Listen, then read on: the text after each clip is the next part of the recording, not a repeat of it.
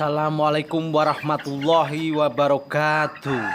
Masih bersama channel Ipang Boys. Salam Ropel Mania. Video kali ini saya akan membagikan kiat sukses beternak trucuan. Ya, sebelum menonton videonya jangan lupa yang belum subrek dulu. Ya, like, share dan komen pastinya, supaya channel saya semakin baik. Oke, langsung saja. Langkah awal atau pertama yang harus dilakukan ketika mau beternak trucuan, yang pertama harus bisa memilih pejantan dan betina yang sudah siap kawin, ya. Oke, pilihlah pejantan yang usianya kurang lebih 2 tahun, burung bagus, tidak cacat ya, dan sudah gacor tentunya. Untuk betinanya, betina usianya kurang lebih 1 tahun ya. Yang punya datang ini. Karena di usia kurang lebih 1 tahun burung betina sudah siap bertelur. Nah, langkah berikutnya seperti apa? Yaitu sebagai berikut. Yang pertama, siapkan kandang dengan ukuran ya lebar 90 cm, panjang 90 cm, dan tinggi kurang lebih 180 cm. Itu yang ideal. Jangan seperti saya sebelah kandang ini, karena dulu memang bekas kandang labet, jadi sebelahnya itu ada kandang labet, sehingga pejantannya cedera karena dipatuk oleh burung labet yang ada di sebelah. Itu miris sekali ya, jangan ditiru. Pokoknya kalau memang kepingin yang terbaik harus dipisahkan dengan labet karena sangat berbahaya sekali. Oke, yang ketiga ini yang sangat penting, yaitu penjodohan. Biasanya yang paling sulit itu di tahap penjodohan. Kenapa? Karena yang pertama kita kurang sabar, baru beberapa hari langsung kita masukkan bersama, akhirnya burung trucuannya nggak mau berjodoh ya.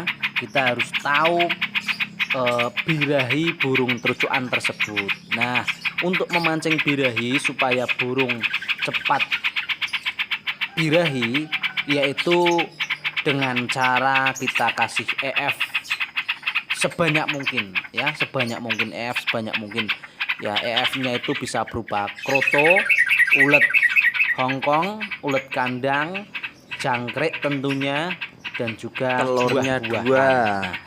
Ketika burung sudah mulai birahi, nanti insya Allah kita akan lebih enak ketika menjodohkannya.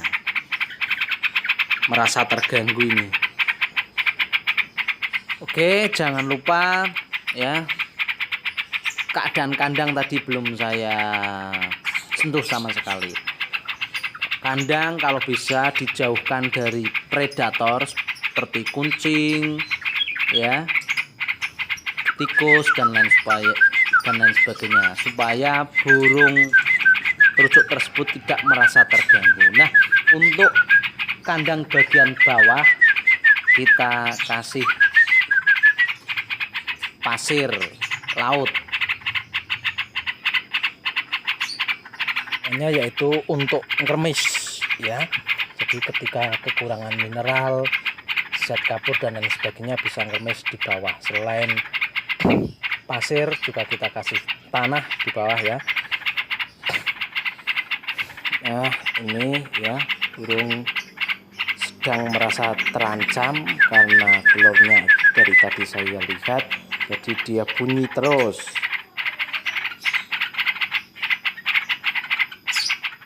Jumlah telurnya 2 ya.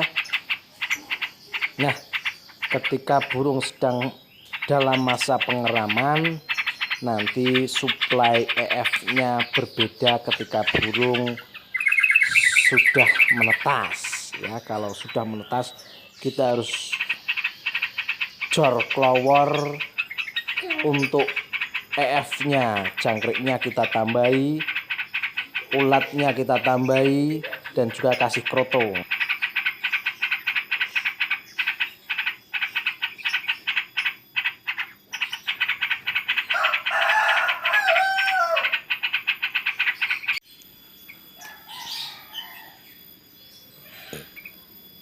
EF-nya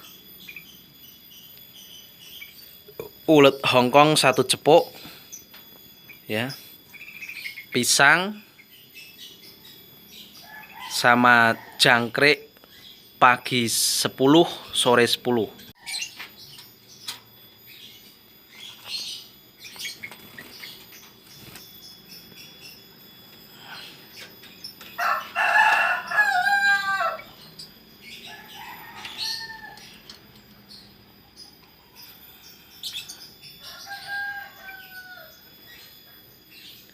Yang pejantannya kakinya sakit karena digigit sama lovebird itu di sebelah, terus kandangnya saya tutup karena berbahaya sekali. Tuh lubangnya banyak sekali. Yang pejantan menjaga betinanya ketika sedang mengerami telur.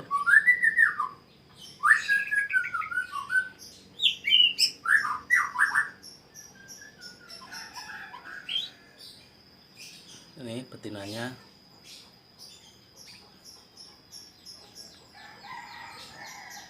Oke, terima kasih ya atas perhatiannya.